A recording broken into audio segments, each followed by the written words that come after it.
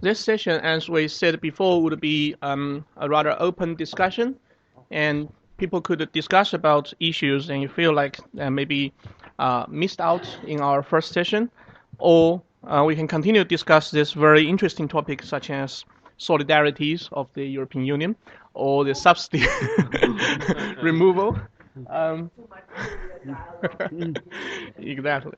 Well, this is a good case we don't have British representatives here. Or we can discuss something that you think maybe in the research community, what is your opinion to improve, to continue research, to improve the governance structures? But I think before all that, to express our gratitude to Barbara coming all the way to China to discuss this, I'll give you an opportunity to maybe use one sentence to describe the most pressing issue you want to have answer after this trip, after this workshop, and then we can discuss around that or maybe carry out with sidelines discussions. So basically, what do you think is the most important thing you want to know about from our Chinese participants here on improving the energy and resource governance in G20 overall? If you want to take some time to consider that. Okay. I think the very good news about the Paris Agreement on climate change is that Paris achieved not only to set a very ambitious target, 1.5 to 2 degrees, how we would like to stop climate change around this corridor. I think that's good news. It's good news that every country, and this is new globally and multilaterally, that every country agreed to take over responsibility. I think this was important. I think since the industrialized North definitely is responsible for the big mess, we created it. But as Mr. Zhao said, China, meanwhile, is one of the biggest emitters, not per capita, but in absolute terms, and we have to act together. And what I would like to know is Paris, the agreement of Paris and the 1.5 to 2 degrees corridor, a real guiding principle, a guiding objective towards national and international policies.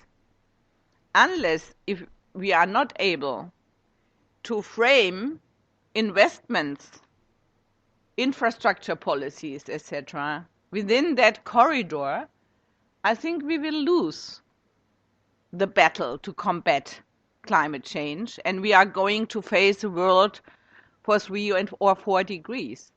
And so, since your country is investing domestically, investing globally, I'm very much interested in getting to know. And so I'm coming back to my coherence issue. Are the policies, be it in economic terms, investment terms, coherent with the Paris Agreement? This is something I really would like to get to know.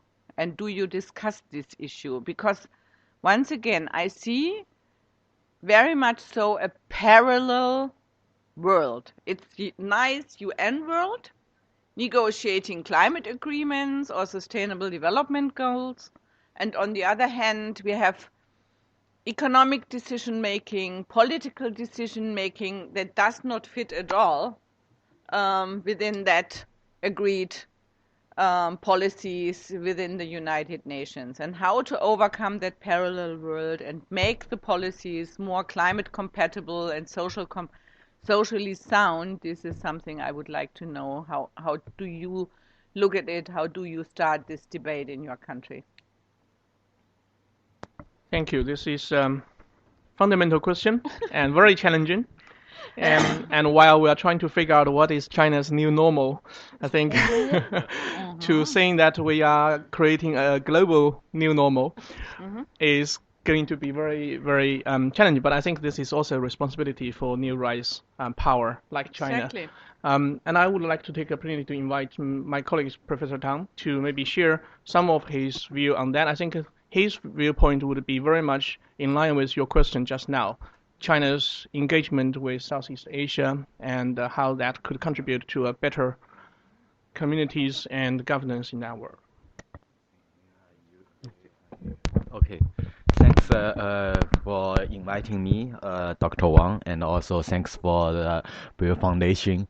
And yeah, so I think my main point is this argument. So in China, often then was criticized for just emphasizing some development, economic development, industrialization, and neglect environmental, social impact. But that's not really true from in my view, because China, even in its own in its domestic development and also in its engagement with other countries, Chinese companies and the Chinese government, they understand the impacts of environmental and also of the climate, but it was often like just a choice of the less the less evil. I think that's the description. And this less evil, then it's also then changing in different situations. So, for example, before then it was more the poverty was the biggest evil, and then this energy, then it can at least elevate people the living level to a higher standard. And now the Chinese within China, we already know like the smog, the pollution then becomes such a priority in the social debate and also the policy debate.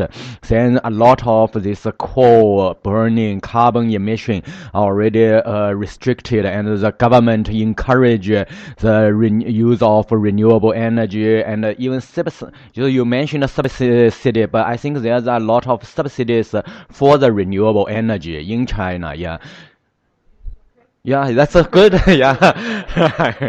And right, I know. Yes, we need that. Yeah, that's actually this policy direction. We need such kind of things to show to encourage some direction. But however, then this just brings the question then to what, so regarding your question, what's China's policy now?